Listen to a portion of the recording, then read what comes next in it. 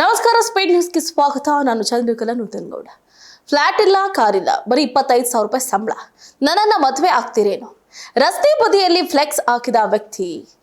ಹೌದು, ಪುಣೆಯ 30 ವರ್ಷದ ಯುವಕನೊಬ್ಬ ತನಗೆ ಮನೆ, ಕಾರು ಏನೂ ಕೂಡ ಇಲ್ಲ, ಕೇವಲ 25,000 ರೂಪಾಯಿ ಮಾತ್ರ ಸಂಬಳ ಬರುತ್ತೆ ಅಂತ ಪ್ರಾಮಾಣಿಕವಾಗಿ ಬ್ಯಾನರ್ ಅನ್ನ ಹಾಕಿ ವಧುವನ್ನ ಅನ್ವೇಷಿಸಿದ್ದಾನೆ.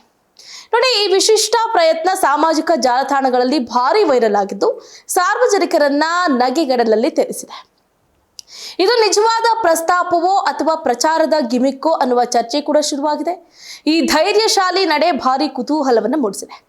ನೋಡಿ, ಇವತ್ತಿನ ದಿನಗಳಲ್ಲಿ ಮದುವೆ ಆಗ್ಬೇಕಾದ್ರೆ ಹುಡುಗನಿಗೆ ಸ್ವಂತ ಮನೆ ಇರಬೇಕು, ಕಾರ್ ಇರಬೇಕು, ಕೈ ತುಂಬ ಸಂಬಳ ಇರಬೇಕು ಅಂತ ಹತ್ತಾರು ಷರತ್ತುಗಳನ್ನ ಹುಡುಗಿಯ ಕಡೆಯವರು ವಿಧಿಸೋದು ಸರ್ವೇ ಸಾಮಾನ್ಯ.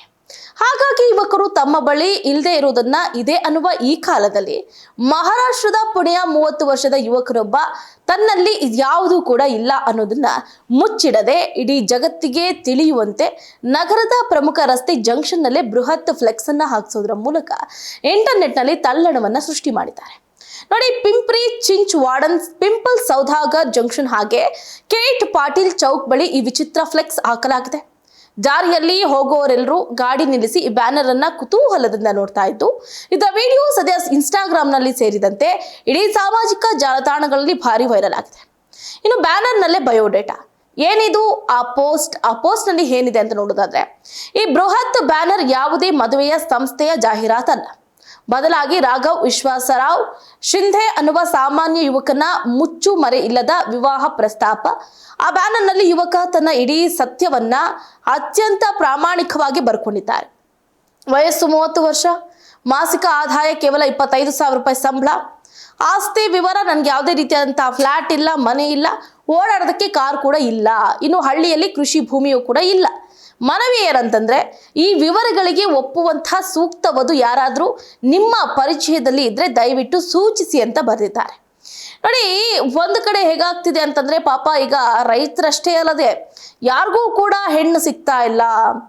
ಎಷ್ಟೇ ಹಣ ಆಸ್ತಿವಂತರಾಗಿದ್ರು ಕೂಡ ಹೆಣ್ಣು ಸಿಗೋದೇ ಕಷ್ಟ ಆಗೋಗ್ಬಿಟ್ಟಿದೆ. ಸೊ ಇಂತಹ ಸಂದರ್ಭದಲ್ಲಿ ಕೇವಲ 25,000 ರೂಪಾಯಿಗೆ ಯಾವ ಹೆಣ್ಣು ಬರುತ್ತೆ ಅನ್ನುವಂಥ ಪ್ರಶ್ನೆ ಕೂಡ ಮೂಡ್ತಾ ಇದೆ. ಈ ವಿಶಿಷ್ಟ ಪ್ರಯತ್ನವನ್ನ ಕಂಡು ಸಾರ್ವಜನಿಕರು ಹಾಗೆ ನೆಟ್ಟಿಗರು ಹೊಟ್ಟೆ ಹುಣ್ಣಾಗುವಂತೆ ಒಂದು ಕಡೆ ನಗ್ತಿದ್ದಾರೆ. ಅಣ್ಣ, ಎಲ್ಲವನ್ನ ಬರ್ದೆ ಆದ್ರೆ ನಿನ್ನ ಫೋನ್ ನಂಬರ್ ಹಾಕುವುದನ್ನೇ ಮರ್ತು ಬಿಟ್ಟಿದೆಯಲ್ಲಪ್ಪ ಅಂತ ಕಾಲೆಳೆದಿದ್ದಾರೆ. ಮತ್ತೊಬ್ಬ ನೆಟ್ಟಿಗ, ನಿನ್ನ 25,000 ರೂಪಾಯಿ ಸಂಬಳದಲ್ಲಿ ಅರ್ಧದಷ್ಟು ದುಡ್ಡು ಈ ದೊಡ್ಡ ಬ್ಯಾನರ್ ಬಾಡಿಗೆನೇ ಕಟ್ಟೋದಕ್ಕೆ ಖಾಲಿ ಆಗಿರ್ಬೇಕಲ್ವಾ ಅಂತ ಬೆಂಕಿ ಮಾಡಿದ್ದಾರೆ. ಇನ್ನು ಕೆಲವರು ತಮಗೂ ಇಂತಹದ್ದೇ ಒಂದು ಬ್ಯಾನರ್ ಹಾಕಿಸ್ಕೊಡಿ ಅಂತ ತಮ್ಮ ಅವಿವಾಹಿತ ಸ್ನೇಹಿತರನ್ನ ಟ್ಯಾಗ್ ಮಾಡ್ತಿದ್ದಾರೆ. ಒಟ್ಟಾರೆಯಾಗಿ ಈ ಪೋಸ್ಟ್ ಹಿಂದೆಯೂ ಪುಣೆಯಲ್ಲಿ ಪ್ರೇಮಿಯೊಬ್ಬ ತನ್ನ ಗರ್ಲ್ ಫ್ರೆಂಡ್ಗೆ ಕ್ಷಮೆ ಕೇಳೋದಕ್ಕೆ ಇಡೀ ಏರಿಯಾದಾದ್ಯಂತ 300ಕ್ಕೂ ಹೆಚ್ಚು ಬ್ಯಾನರ್ ಅನ್ನ ಹಾಕಿಸಿ ಸುದ್ದಿಯಾಗಿದ್ದ. ಆದ್ರೆ ಇತ್ತೀಚಿನ ದಿನದಲ್ಲಿ ಹೊಸ ಮರಾಠಿ ಸಿನಿಮಾಗಳು ಅಥವಾ ಟಿವಿ ಧಾರಾವಾಹಿಗಳ ಪ್ರಚಾರಕ್ಕಾಗಿ ಇಂತಹ ವಿಚಿತ್ರ ಕಥೆಗಳನ್ನ ಸೃಷ್ಟಿಸಿ ಪೋಸ್ಟರ್ ಹಾಕುವುದು ಫ್ಯಾಷನ್ ಆಗೋಗ್ಬಿಟ್ಟಿದೆ.